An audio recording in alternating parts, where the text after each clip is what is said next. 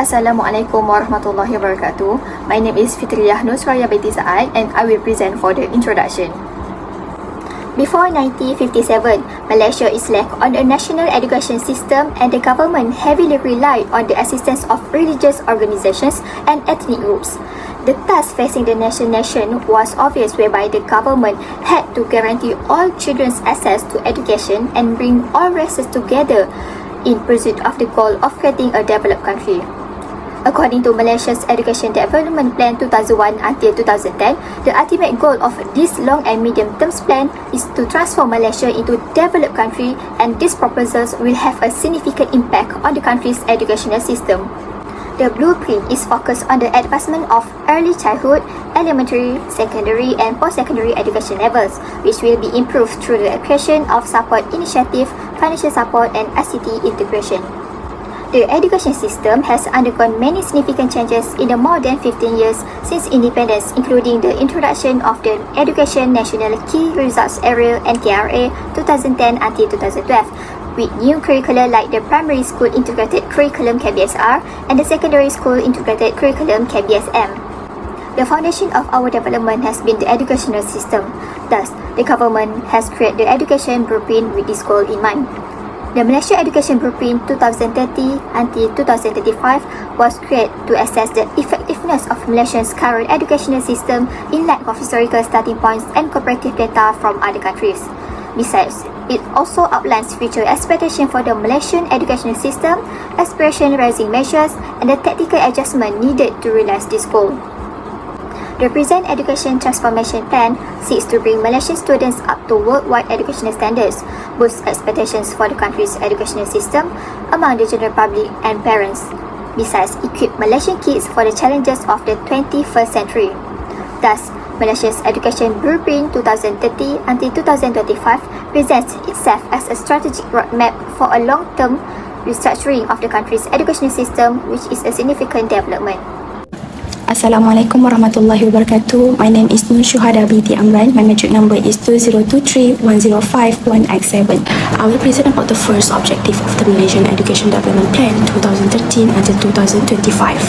The plan aims to increase access to education, improve quality and standard, reduce achievement gaps, foster unity among students and improve system efficiency. From this first objective, it includes 5 aspirations of the education system, which are access, quality, equity, unity and efficiency. The first is increasing access to education, which means that every Malaysian citizen child is entitled to equality in terms of educational opportunities to achieve their respective potential. Among the Ministry of Education strategy is to improve the quality of science, technology and engineering, mathematics, STEM education. In 2022, the enrollment rate of upper secondary student who choose STEM subject will be 40.94%, lower than 47.18% in 2016. Therefore, STEM programs are not achieving their goals. The second objective is improving the quality and standard, which means that every child has the opportunity to get an excellent education comparable to the best education system in the world. Higher order thinking skills is one of the ministry effort to improve the quality of education in Malaysia. In 2022, a total of 246 schools that achieve excellent criteria in cultivating HOTS compared to 213 in 2019. Thus, the ministry effort to improve the quality of education through HOTS have been successful. The third objective is reducing the achievement gap, means high-performing school system providing optimal education to all students regardless of their locations and gender. According to the Ministry of Education, preschool, primary and secondary school need a basic infrastructure. 6,366 maintenance projects have completed 100% of maintenance and upgrade work to meet a basic infrastructure standards in 2015. Therefore, Ministry of Education's effort to reduce the infrastructure equity gap have been achieved. Then, in terms of fostering unity among students, school is the best place to develop unity through different religions, ethnicities and backgrounds. This allows people to understand and accept the differences. The result of the study show that the index of unity between teachers and students is an average 6.6 out of the index of 10. Okay, this shows a moderately high level of unity. Therefore, Ministry of Education's effort to improve unity have shown improvement but have not achieved their goal. Furthermore, in terms of maximizing the efficiency of the system in the face of the global economy, the government has implemented several changes to ensure that the delivery system works well. In 2022, the government has implemented a periodic monitoring and guidance to a school since the first cohort. As a result of monitoring, a total of 636 out of 937 autonomous schools managed to achieve a school expenditure performance target of more than 15% that achieve the objective. The second objective is to establish a clear vision and aspiration for individual students and the education system as a whole over the next 30 years. We acknowledge that over the past few decades, Malaysia's education system has grown stronger and faster. As for the evidence, access to higher education has increased significantly, leading to Malaysia achieving a higher education enrollment rate of 48% in 2012. The reason for this objective to be established is because of the low grades of Bahasa Malaysia and English language among the students in schools. Prior to the implementation of the policy, 75% of SPM 2010 students in Bahasa Malaysia achieved at least a credit, indicating a high level of academic achievement. However, for the English language, according to Malaysia Education Blueprint 2030 until 2035, just 38% of pupils receive at least credit in SPM 2010. This is significantly lower than the national average.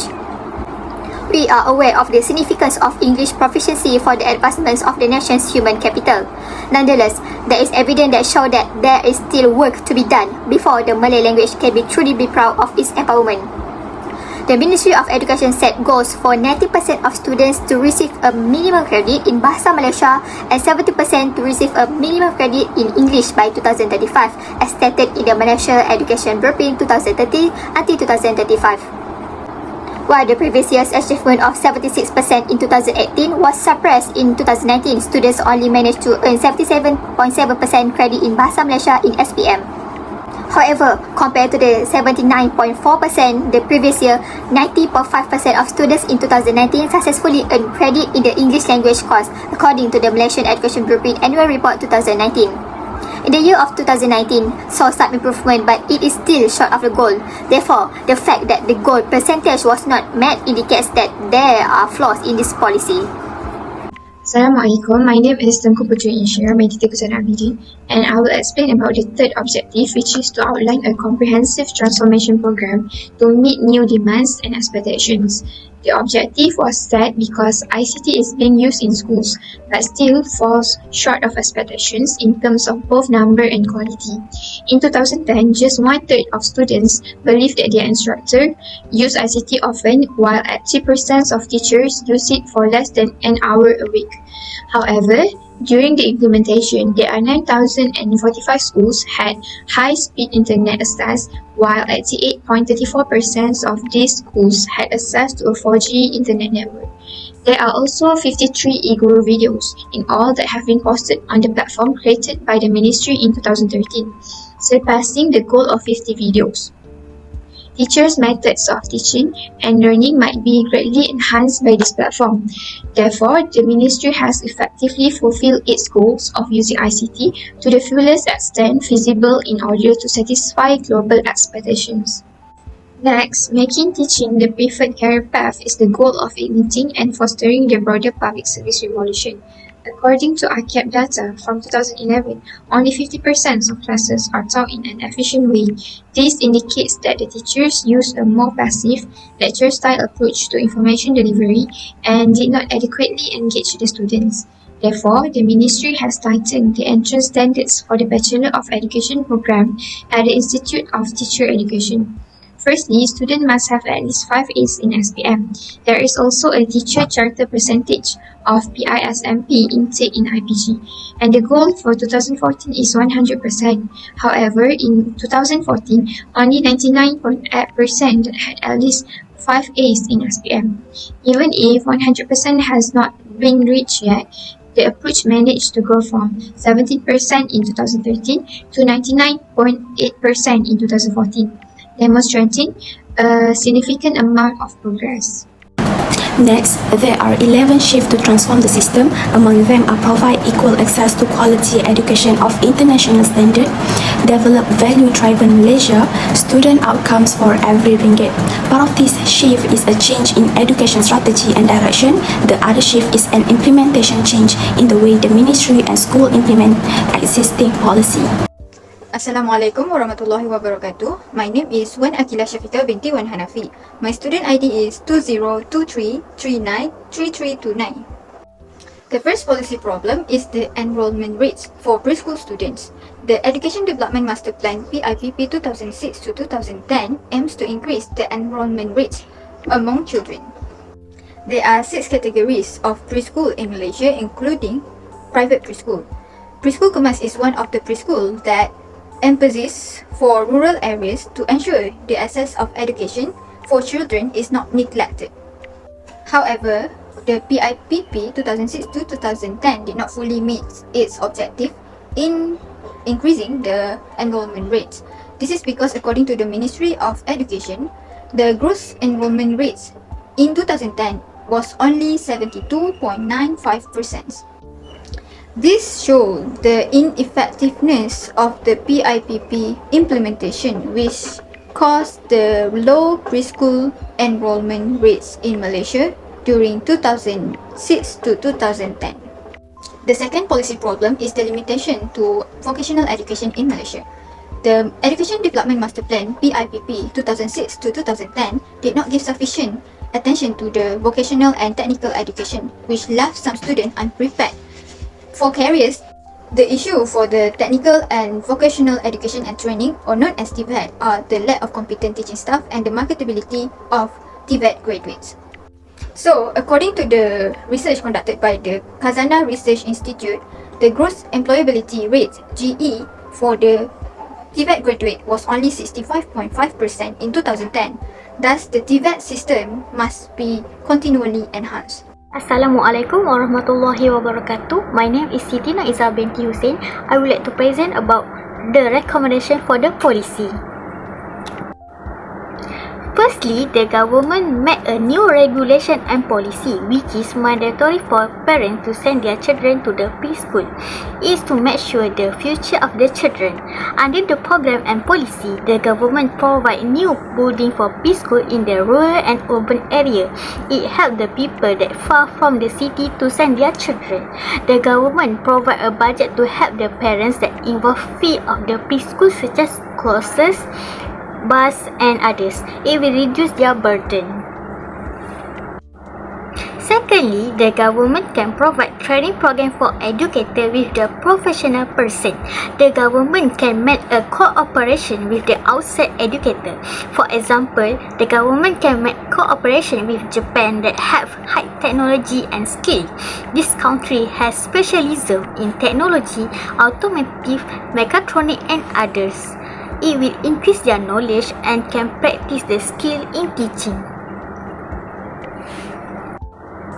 Thirdly, the government has to improve system for alumni such as Skin Kemahiran and Kerjaya One Malaysia SKK1M by adding data about the alumni to know their status of employment.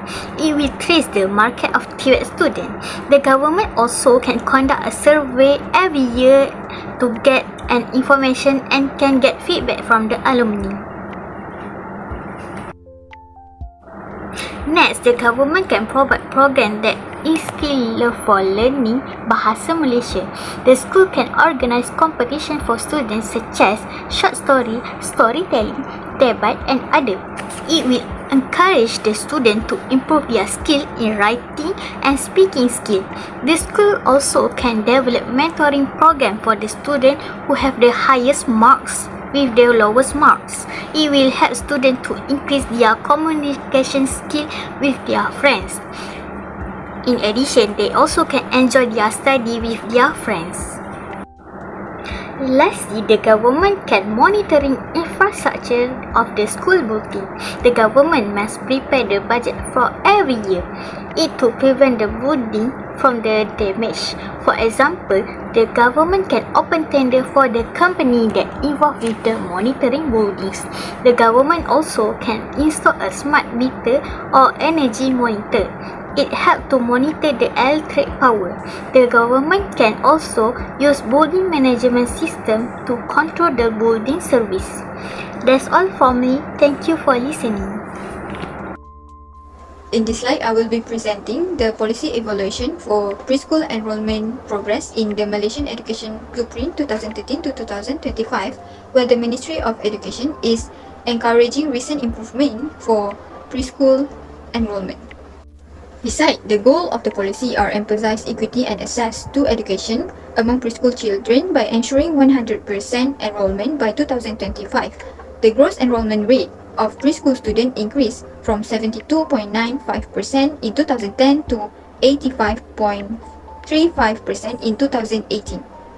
However, the gross enrollment rate of preschool students is still not reaching 100% as there is still a lack of implementation in terms of programs, campaigns, and others. In terms of the teacher competence in TVET, the Ministry of Education found that the quality problem of vocational education is caused by the lack of competent and experienced teaching staff. One of the strategies to increase the competency of the educators in TVET is by encouraging the educators to apply for the training programs such as Vocational Teacher Certificate VTO in the CIAST.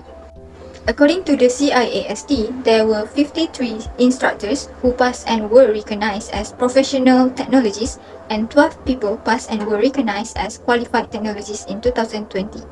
Next, the marketability of vocational graduates. The TVET Task Force, jointly led by the Malaysian Qualification Agency MQA and the Skills Development Department DSD, was formed as a platform for cooperation and coordination among TVET in 2012. It is a recognized certificate awarded to persons who have practiced talents with competence to do a work. As the result, the marketability of vocational graduates will improve with a diploma recognized by a competent authority. According to the study conducted by the Khazanah Research Institute, the graduate employability rate GE of TVET graduates has risen from 65.5% in 2010 to 87.6% in 2020. The third evaluation of this policy is enhancing Bahasa Malaysia and the English language grades. By 2025, the Ministry of Education targeted that 90% of students must achieve a minimum credit in Bahasa Malaysia and 70% minimum credit in the English language at the SPM level. As we can see, in 2010, the percentage was 75%, and in 2019, the percentage was 77.7%. Although there is an improvement in terms of the percentage, it still did not achieve the goal. On the other hand, in 2010, the percentage for the English language was 28%, and in 2019, it increased to 80.5%. Even before 2025, students managed to exceed the targeted percentage. Therefore, the failure to meet the targeted percentage in Bahasa Malaysia reflects that this policy has some weaknesses. The next evaluation is improving poor infrastructure. For Wave 1 in 2011, it was reported that there is no 24-hour electricity supply in 300 schools and no access to clean water in 1,500 schools. However, it all changed in 2015, where all schools across the country had access to basic amenities like water and electricity.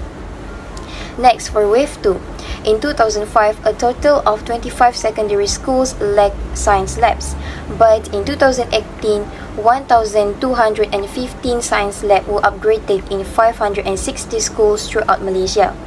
Therefore, the Ministry of Education's performance in terms of improving poor infrastructure can be considered a success since the Ministry managed to achieve every goal.